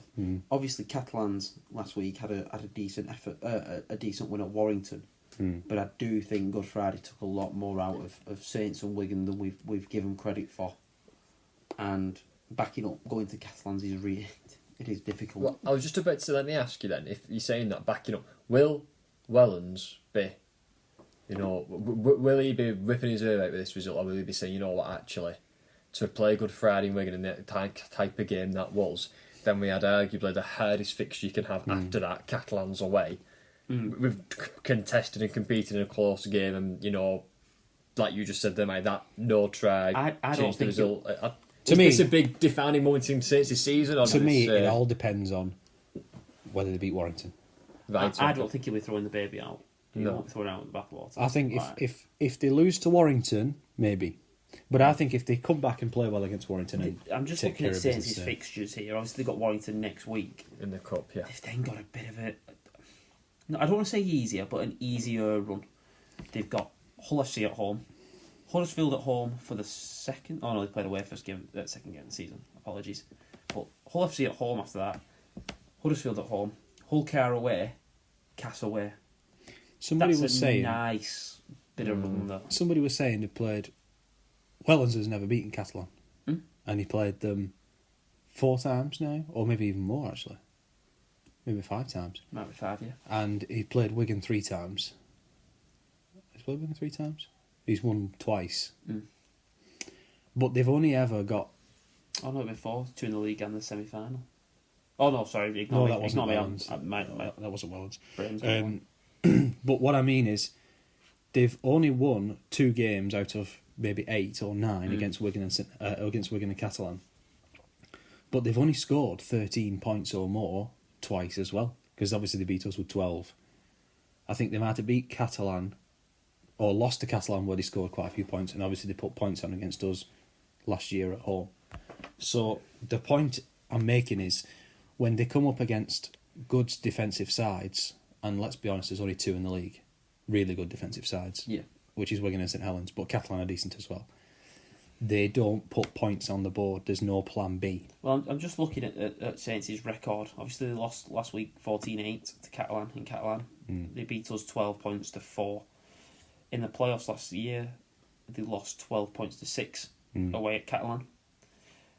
In the season, the 2023 season, let me just check because my eyes are going all over the place. They lost 14 points to 12 at home to Catalan. They beat us 34 points to 16, middle of last season. And then lost to Catalans 24-12 in Catalans. They lost to us 14 points to 6 on Good Friday. It's not a great record that they've got. So that's what I mean. That's the There's record. one game Point against scoring. us where they've scored 3 points there. And that's when things were going wrong for us and we got butchered at Magic. Yeah.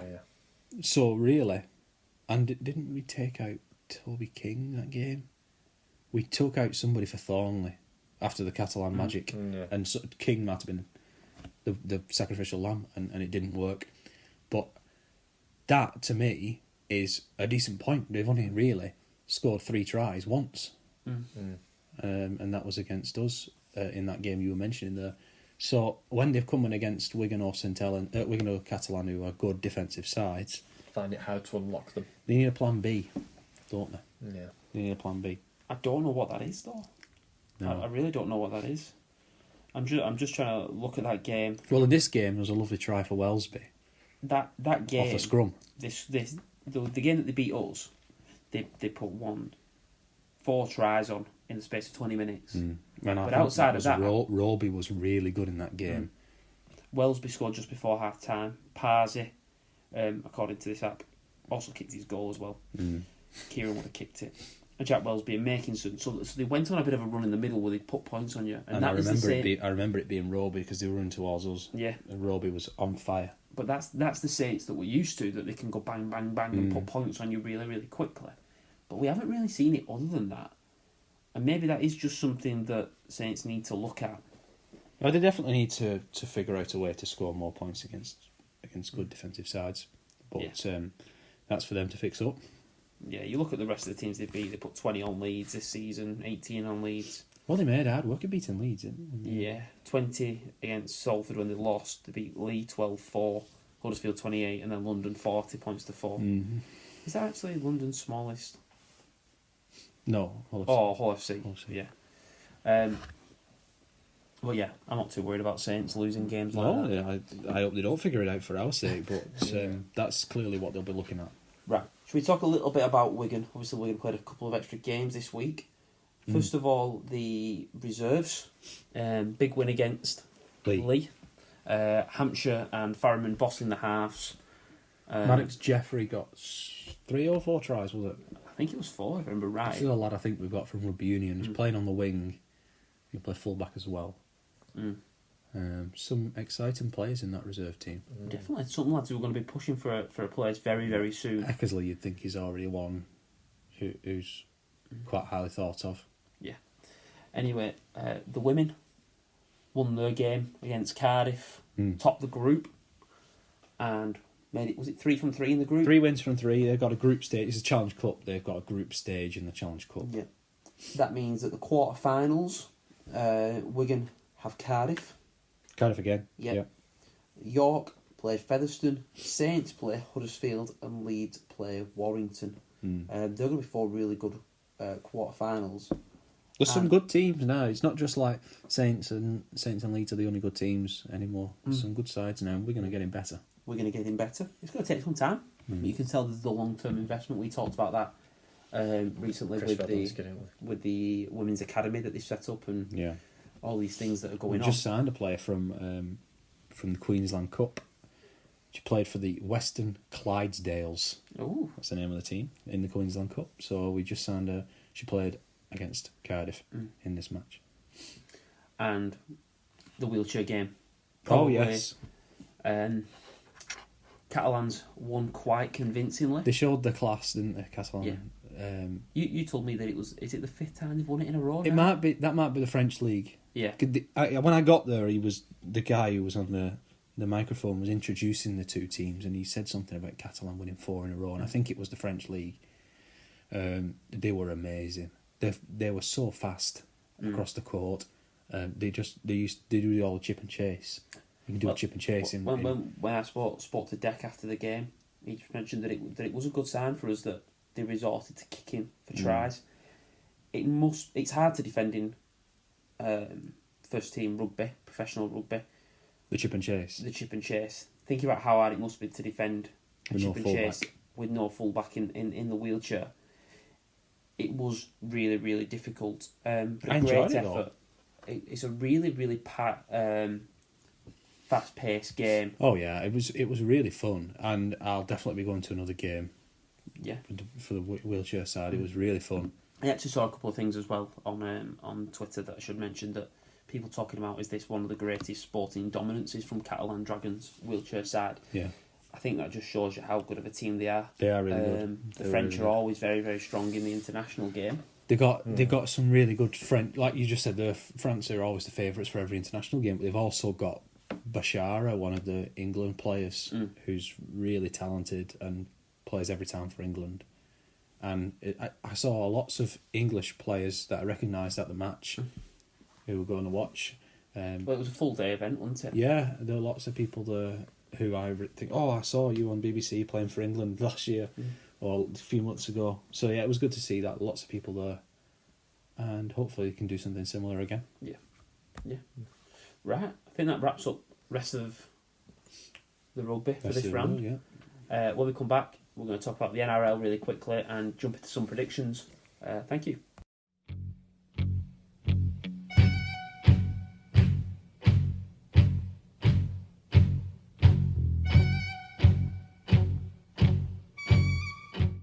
Thank you for coming back. We're just going to talk about the NRL really quickly.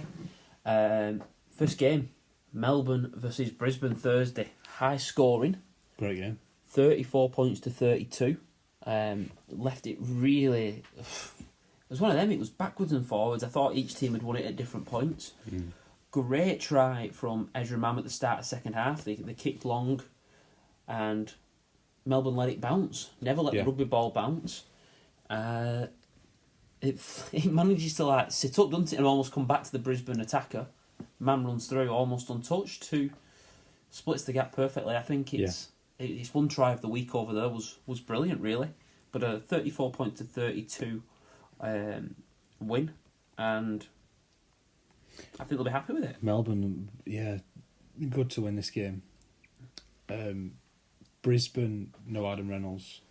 Went off injured. Reece Walsh didn't play. Reece Walsh already wasn't playing, but that Tristan Saylor played that Leigh were apparently signing. He played really well both games as a deputy, but when Reynolds went off, it changed the game. Brisbane changed the way Brisbane play, and it can be tough to lose a half-back like that in mid-game. Especially you're organising half, because you can't just go into a defensive shape. Like, if Ezra Mam had gone off, Reynolds would have kicked Melbourne to death. Yeah. But losing that, you lose your kicking game. He does hit some of the best bombs I've seen. A little bit like Harry Smith. That over the end bomb that's so hard to catch. Yeah. But I think it's weird, isn't it, when I'm not... if you look at this, 34-32, you say final scores? Yeah. That's... Whenever, because these are obviously two big teams in the NRL. And when you look at two big teams meeting Super League, it tends to be quite a low-scoring contest. Yeah. Do you know what I mean? This is one it's a very high-scoring... I don't think necessarily the defence is worse, but I think the transition from defence to attack, I think they've got more in the tank, and I think they're able to ask a lot more questions than Wigan Saints. It's when weird they play each because other. Mitch Pearce has said... I'll bring up Mitch Pearce again. He said something about Super League teams not respecting the ball as much. And Matty Bowen said something very similar in his interview with the Cast Patrol that I listened to. And yet, they do have more tries. It seems like more tries than I think they're better at spreading the ball as well, though. I think when they go into attacking rugby, the top teams are more effective at it, and I think there's less issues there. So I do think they stop attacks very well, but I think there's that many questions that they're bound to score. Let's jump over to Canterbury versus the Roosters. Dom Young, England international. He wasn't happy with the fact he got caught off a break and chased down and thrown into touch. He then decided to basically knock out the fullback Blake Taff. What was he doing? He was knocked out before... Well, I would say he knocked out before he even hit him, but it was pretty much simultaneous, wasn't it? He just there's some in the 18-0 down.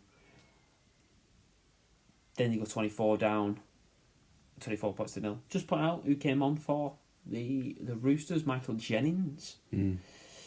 Not played for a long time, 35 years old. No. Bit weird that, isn't it? They've seen the NRL statement today that they won't celebrate his 300th game because of his past indiscretions. Domestic abuse past, hasn't he? But then allow him to play in the league. It's a bit of a weird one, that. I don't really get how that works. That's not for us to speculate on, really. No. But 26-0 down at half-time. The Roosters get it back to 26 points to 20. And then late on get it to 30 points to 26. Victor Radley also got a sin bin in towards the end of this game. I think it was 4, maybe 5 concussions one on Tedesco trying to take out the winger. He went low on a tackle, didn't he? Yeah. Was it Sam? I can't remember who was the one for the Roosters where Crichton kneed him in the side of the head. Sam Walker, I think It's it like was. a very dirty game, this one. No, this was sending off a sin bin and we've had... This was friendly fire, though. This one. It was on his own teammate. Plenty of friendly fire. Friendly fire on the... they kept crashing into each other. There was one with a head to shoulder, which I found really interesting. We talked to him when I talked with Chris Brooks. He mentioned that's what they're trying to cut out. The defender's head crashing into the shoulder of the attacker. That it's one of the highest chances of a concussion, along with hips and knees. So when they talk about tackle height, it's also considering the defender. To then see it a week later here, a defender getting a shoulder to the head was nothing that really any of them could do in these concussions, accidental, but just reminds you of the importance of looking at them and looking after the head knocks. Newcastle, how wet was it at Newcastle? Goodness me! It was a swimming pool. They were running and it was kicking up water every time. Yeah. I couldn't believe this game actually finished. I was going to say, how far was it off? I bet Either being postponed or called off. I bet it was close because it was really bad. Yeah. Really, really bad. In that though, Kai Pearce-Paul played pretty well. Did a steady job. Played all right. I want to talk about one try. I think it was the Ben Hunt try. What an offload back on the inside. Oh yeah, that's worth watching. Going out a touch, and he launches the ball back on the inside. I'd say it's worth watching the 20-minute highlight video for the whole of the league, just for that one pass for Ben Hunt. Yeah. Right, the Bunnies, we talked about them briefly before with Warrington. I think we covered the Bunnies. Yeah. They were dominated. New Zealand Warriors winning 34 points to 4. Good sign for me, for the Warriors. Sean Johnson back kicking goals. Must be happier with his... Well, he's kicking goals when he's not being absolutely elbowed in the face by Latrell Mitchell. You've got 3 games for that. They get 3 games. A deliberate elbow to the face. 3 games. I've had a feeling he's been looking for a ban. There was the I think he's lucky to only get 3. Really, really good from the Warriors. The Rabbits, there's nothing else to say really. I think I'll put Whiten in the halves. They need it because he's the only one who's doing well. Yeah. Coach is playing for his dinner next week. He is, yeah, literally. Jason Dimitri. Problem is he's not likely to get another chance over there if he gets sacked. If he gets sacked that early into his career. No. Similar thing happened to Trent Barrett over there. He got sacked from a couple of jobs and then... He's just an assistant now, isn't he? Yeah. Right, Manly. They beat the Panthers. Daly, Cherry Evans. No Nathan Cleary. Was it game 300 or there was definitely a milestone for DC this game? He became the highest try scorer of one. No, the highest appearance. Most appearances. He went past Cliff Lyons. Yeah. This is a brilliant performance. I know they've done it without Nathan Cleary. Penrith will without Nathan Cleary, but some really big things. Was the halves? Who was in the halves? Luai and Schneider. Oh, was Luai back? Luai was back, but he went off with 7 minutes to go for Dane Laurie. Just a couple of things I want to mention. Cherry Evans playing as well as ever. They've made some really good signings when you look at him. Jackson Paulo was at the Roosters. I really like Paulo. Ruben Garrick in the centres. Very, very steady player. Luke Brooks seems to be really at home. They're doing all this though without Josh Schuster, who was an X-Factor player for them. Still playing reserve grade. Yeah. Ben Travojevic, Jake Travojevic are holding him out of the side. The calls were for him to play second row. Burbo and Gerbil, your favourite nicknames. There was a controversial moment in this one. They gave a try for Manly when he'd obviously knocked on. And, so that just goes to show it's not just our video refs that mess it up with the ref's call. There was definitely a controversial moment, let's just say. Penrith fans very aggrieved this week. You've said for a couple of weeks on that you love an NRL league with a strong Manly team in it. Yes, and then beating Penrith it needs a strong Manly side we've not had for a few years. I'm going to ask this question now because I've just thought of another. We're going to talk about Mitchell Moses not playing for Para. How important is Turbo to Manly? If Turbo plays... I thought you were going to say Daly Cherry Evans. But they play a lot of games without Turbo, and it feels like... Whenever they don't have him... There was a period last season when they had to play without... Yeah, and Garrick's a good backup option. He's not Tom though. but he's not Tebrovic. And I think when DCE was playing by himself, it became obvious which way they were going. Yeah. Now Luke Brooks in there obviously takes a little bit of that distress away from them. But I think if Turbo stays fit for a season... And Luke Brooks can just focus on being an NRL 5/8 or Yeah. halfback, whatever.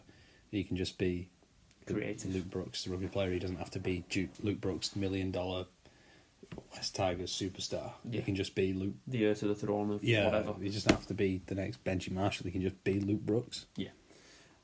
Let's jump over to the Finns. They beat the West Tigers 26-16. Yep. Plenty of tries. Herbie doing really, really well. Another English player. Herbie's doing very well. He's showing that he can play both sides. He played left centre that he played for Brisbane. He's playing right centre now. I think that's another good sign for England that if you wanted to go with a Wardle or a Newman as your other centre, who are predominantly left and right centres, there wouldn't be an issue with Herbie Farnworth playing either. He can fill in at both really effectively. North Queensland, they beat the Gold Coast Titans 35 points to 22. Carl Felt. Yep. Carl Felt he has become the Cowboys' all-time leading try scorer. Overtook from Matty Bowen. Feels like he's been like on the edge of that record for a long time. But yeah, There he's was a fine. spell where there was rumours of him leaving about 2-3 years ago. He's been a good winger for them, hasn't he? over Very good winger. in the past. Obviously, Titans. We talked about it last week, getting rid of Justin Holbrook. Things seem to be going wrong for Des Hasler. Now he's lost Big Tino, His captain. his captain. Yeah. Probably I would argue up there were the most influential players on a team. He's certainly the best player on their team. I want to mention Brimson at centre. Brimson at centre, Yeah. yeah. Brimson at centre. But there is one thing to mention with You this. like Campbell, Lewis, you were impressed with Yeah. Campbell last year as a Last year, the fullback fullback. option, so they've moved Brimson to kind of keep him at fullback. The big thing for me is for Feta, £1 million man, and he isn't playing. He's not playing. At what point they're going to have to cut the losses? But who would take up his money? Who would take up his cash? Dolphins could probably afford him if he wanted to stay in Queensland. It's a difficult one. Now, probably the I'm going to say more shocking result. Canberra Raiders beat the Parramatta Eels 41 points to 8. Morgan Yep. Smithies making it into the team of the week again, He 2 weeks in a row. He got some Dalian points as well for this one. Yeah. 2 Dalian Talking points. of Dalian points, halfback Dylan Brown Yeah. got a point, and his side losing 41 points to 8. I don't know how. I don't know who picks this. Canberra was so much on top in this whole entire game. They were really incredible. They've signed Matt Timoko, the centre, until 2027, and he showed exactly why in this game. Not just because obviously he gets praised all the time for his strong running and his effort and his defence. He gets praised for that, but the quick hands to put the winger through. Then in the next set after the try, he takes a drive right through the middle and gets through and puts over somebody else. So I think Matt Timoko, one for the future definitely, and one for the right now if you're talking about a centre. And then the young halfback Strange, he was settling in. incredible. He settled in straight away. Who's the winger for Canberra who scored an amazing try this game? They played like in their own 30, got out to it, put a big step on and went through a massive gap in between the centre. Yeah, Xavier Savage, isn't it? Yeah. He went through a massive gap. He went round Gutherson like he wasn't there and scored, and I just remember watching that and going, oh my word, that was delicious. Well, he can play all across the back five, Savage. So I reckon he might be full back It was eventually. amazing. They went round Gutherson, who's no slouch, but he just... You know when the people step and they don't slow down? Yeah. They're just able to step while still going full pace. He just did one of them, and Gutherson was left clutching at her. It was They went a through really some, good finish. They went really through good some try. medical tape in this game. So many injuries. Jordan Rapiner in the first half went off injured, and they kept cutting to him on the bench, and they kept just zooming in on his knee, and it was enormous. Like his knee looked enormous, but then he come in the second half and he played. So they have Seb Chris as a centre who can also play full back, so he could fill in. and then they just put Mariota in the centres. But Rapiner, obviously, good player for them, good fullback. He's been there a long time. He's the experience. He's got Been around the block Rapiner. He has been around the block. The one thing I wanted to say about the Raiders is 13-0 at half time. So solid, work so hard, don't overplay, don't overdo things, get into an arm wrestle. They seem like they're more than happy to do that when other teams might not necessarily be that way. No. I think very clever to hit the drop goal to get you to 3 tries. It's another deflator. It hurts going in like that. And then they scored straight after half time. Obviously missed the kick. Kieran would have kicked it. That means it's 17. And then obviously Para scored and missed the kick, so it was 17-4. And then you just never look back after that. That says it all, doesn't it? Good play. Hard working. It was just a good game for Canberra all round. Just a great game. Just all clicked. Brilliant. Right. Predictions. Challenge Let's Cup do it. round. It's Challenge Cup quarter-finals. First of all... Are we only going to do these 4? Or do you want to predict any Yeah, I'm NRL only doing or these 4. championship games or something? Just predict these 4. We're sticking to these 4. Hull KR versus Leigh. I'm going to go first. I'll take Hull KR. I'm more in KR, I think. Yeah, so will I. I think it's okay. I've got a bit too much at the moment. Too strong for Leigh, because based off what I've seen in our game. Okay, look decent. I know they played London this week and we didn't talk about that much because they played London, but they look good again. Catalans, Huddersfield. In Catalans, I would take Catalans. Yeah, you wouldn't really back against Catalans at home, would you? Very rarely. I'm going to go Catalans, but I think this one could be a bit closer than you think. I worry. Could be not a surprises in result, but I think surprises in. I think people go, Catalans will win easy, and I think Huddersfield could push them close. I think my worry with Huddersfield I hope all 4 of these games will go well. Yeah, you'd all sort of a quarter-final cup games. Quarter-final. I do think with Huddersfield here that there is a tendency to keep trying to play the way that they played against Hull. They're obviously putting points on playing expansive, not majorly expansive. This one's But not. Catalans have been It's not even on TV. This one, no. Right, which is annoying. Sunday. We're up first on Sunday. Castleford versus Wigan. I'll be the one out there. I'll take Wigan. Yeah, I think we're all going Wigan. I'd like to think we defend a lot better than Salford did last week, and so Castleford won't have as many easy tries. So yeah, I think Wigan will have enough. They should be up for this. Let's be honest. Cup quarter final, a chance to get through to a semi final. They should definitely be up for this and should win. I think. Just pointing out a bit of weird timings on the kickoffs. Wigan kick off at 3, but Saints Warrington kick off at 4:30. Well, we're not on TV, so they don't have to stagger it. I know, a little bit weird. You'd think all 4 could be on. They should be for quarterfinals. Last quarter last quarter final Yeah. is Saints versus Warrington. Yeah. The tie of the quarters. I was going to say, I think it's the tie of the quarters. Yeah. It's the Well, one. you've got last year's final repeat, but this Yeah. is still the tie of the quarters, I think. I think the injuries that Leigh have got have took away a little bit of the excitement. Yeah, though. maybe. Who do we think, lads? I'll go first. Go on, where's it being played? Sorry, At first. St Helens. It's at Saints. So I yeah. think that is going to be. I think I would go home advantage either way with this, and I'm going to go Saints for that reason. Home advantage. They'll be a little bit annoyed about the result last week. Need to up it. Warrington haven't done enough just yet. I think Warrington will be really, really targeting this. I think they'll fancy themselves here. I just look at the teams that they played that are up there. In Catalans twice, they've walked away with 2 negative results. I'm going to go say it's not necessarily for the home advantage, but because they lost in the last Super League game. Yeah. I think that lost to Catalans. A bit like us when we said we'll bounce back against Leigh after Good Friday. And they know they've got 2 favourable fixtures in Hull FC and Cass after this. Yeah. So I think I'm going to go Saints. I think the kick up the backside will be had for losing it. I'll do a drum roll then, mate, but Last week I backed Saints because then we would all pick the same thing and it backfired, but I'll back Warrington to be different again. I've thrown away my lead here by always picking last and picking different teams to be interesting. But I'm going to go for Warrington. I think they'll really be targeting this and I think they'll be fancying it. I think Warrington, on a high, coming against Saints who've got to figure it out offensively. Yeah, I think Warrington might open them up a couple of times and that. Warrington got to defend well, let's be honest. Is Matty Lee's on back for Saints, is he? No, Matt isn't. Anyone else banned? No, I don't think anybody else for these two teams got banned. There was a ban for Hull, wasn't there? I'm hoping in a weird way that some of the predictions are wrong. Not because obviously I want to move down the predictions league table, but just because I think I've picked the favourites. Yeah. You don't want that in a cup.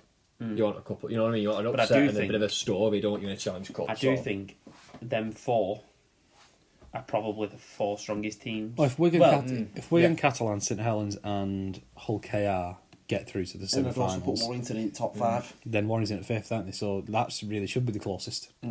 They're the 5 strongest teams, and you probably, if our predictions are correct, you would get 4 of them going through. Maybe Leigh, obviously wanting to retain their higher current holders, that might fire them up a bit more than just a normal league game for 2 points. They could produce something Yeah. maybe. Yeah. Hopefully, like I said, hopefully, because you don't want the favourites to win, do you? Want a cup story, someone to get to the final because they've overcome adversity. Yeah. You know, something like that. Yeah, there'd be a great story in there. Yeah. For Well, look at it last year, Leigh. Do you know what I mean? Yeah, What the a story that for was. Huddersfield would be the biggest if they could win. The I South think that'd France. be the biggest scalp. Right, I think that wraps it up, lads. Yes. Yep. We hope you enjoyed, and get voted on your predictions. Mm-hmm. See you later. See you Bye-bye. soon. Soon.